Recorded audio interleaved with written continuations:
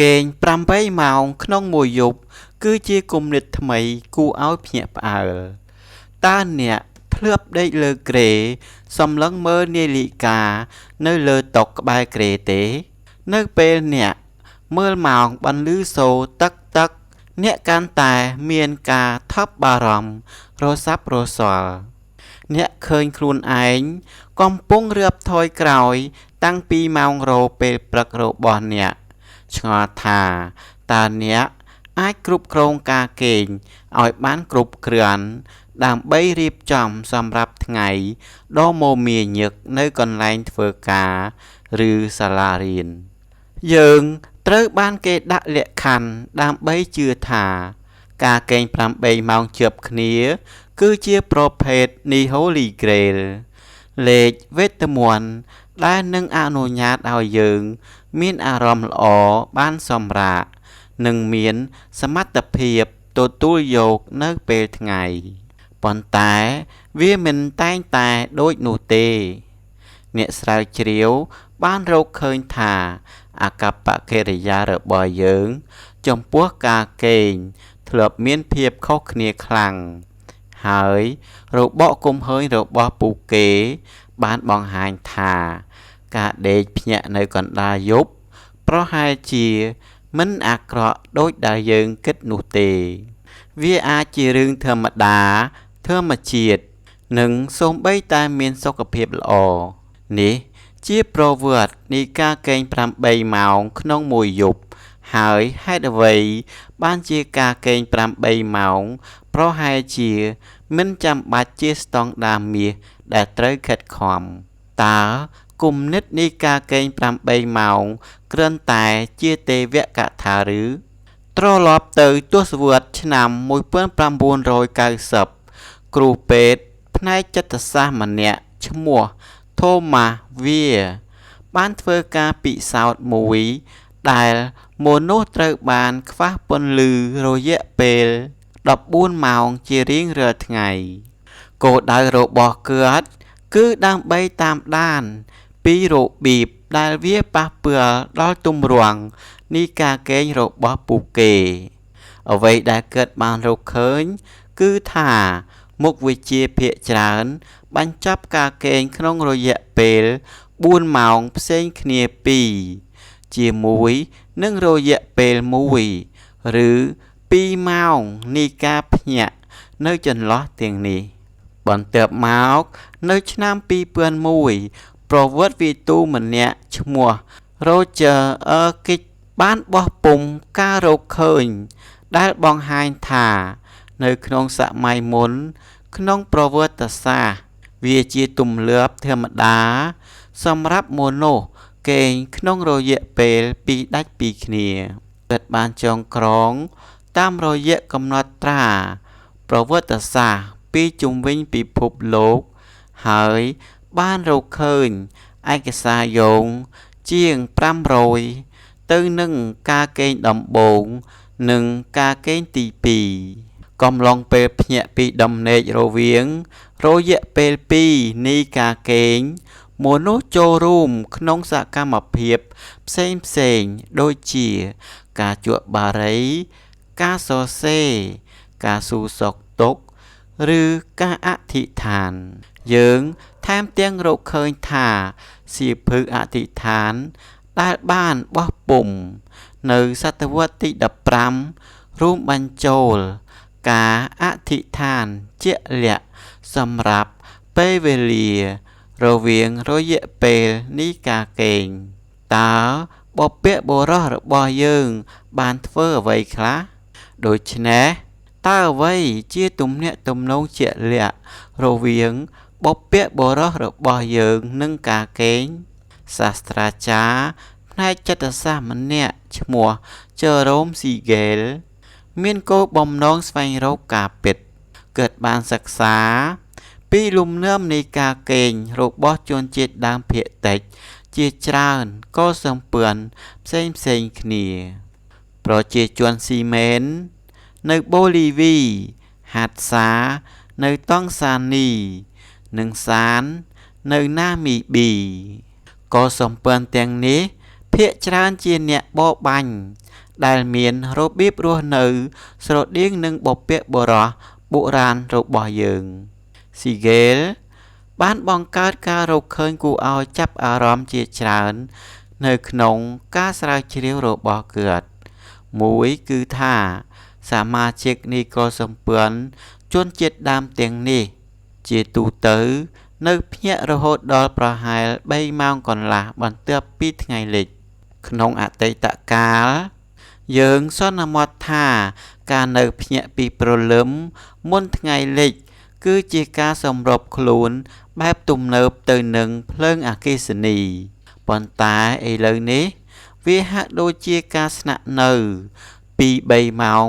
បន្ទាប់ពីថ្ងៃលិចគឺជាចង្វាក់ធម្មជាតិរបស់មនុស្សគាត់ក៏បានបង្កើតរបបគំហើញដ៏គួរឲ្យចាប់អារម្មណ៍មួយទៀតផងដែរជនជាតិដើមភាគតិចទាំងនេះកម្របានកេង8ម៉ោងពេញណាស់ពួកគេគឺជាទម្លាប់ក្នុងការកេងប្រហែល6ម៉ោងនិង25នាទីក្នុងមួយយប់ហេតុអ្វីបានជាយើងកេង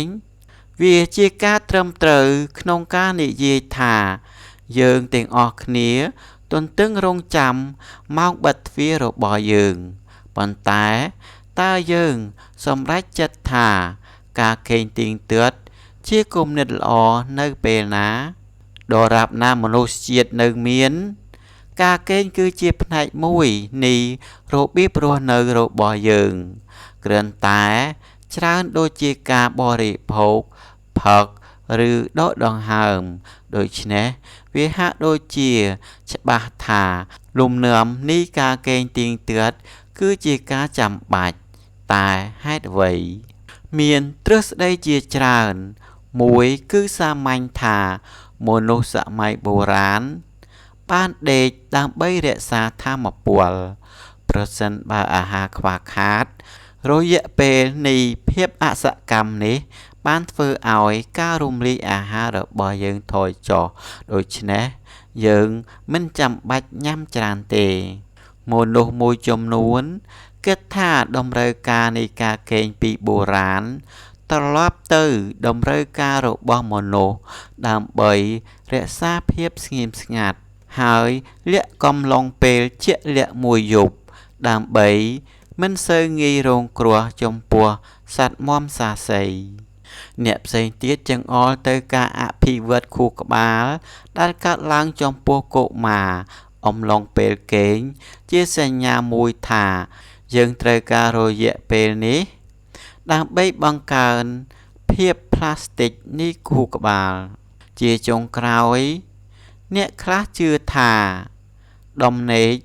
មានមុខងារជាមធ្យោបាយស្ដារនិងជួសជុលរាងកាយក្នុងពេលសម្រាកតើពេលណានិងហេតុអ្វី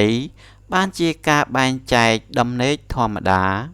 កំណត់ត្រាប្រវត្តិសាស្ត្រដែលបានរកឃើញដោយ Roger Urkic បង្ហាញពីឧទាហរណ៍ជាច្រើននៃភាពធម្មតានៃការកេងតាមផ្នែកដោយដែលបានលើកឡើងនៅក្នុងអក្សរសាស្ត្រនៅក្នុងបទភ្លេងអង់គ្លេសចាស់មួយដែលមានឈ្មោះថា Old Robin of Portingal យើងរកឃើញបន្ទាត់ទាំងនេះពេលភ្ញាក់ពីដំណេកដំបូងអ្នកត្រូវផឹកទឹកក្តៅអ៊ុនៗហើយនៅពេលភ្ញាក់ពីដំណេកបន្ទាប់របស់អ្នកទុកព្រួយរបស់អ្នកនឹងស្រាក់ស្រានយើងក៏បានរកឃើញការលើកឡើងអំពីការកេងដំបូងនិងការកេងលើកទី2ជាភាសាជាច្រើនរួមទាំងភាសាបារាំងអ៊ីតាលីនិងឡាតាំងប៉ុន្តែមកដល់សតវត្សទី17អ្វីបានចាប់ផ្ដើមផ្លាស់ប្ដូរមនុស្សបានចាប់ផ្ដើមព្យាបម៉ោងពេលយប់ជាមួយនឹងសកម្មភាពមិនល្អ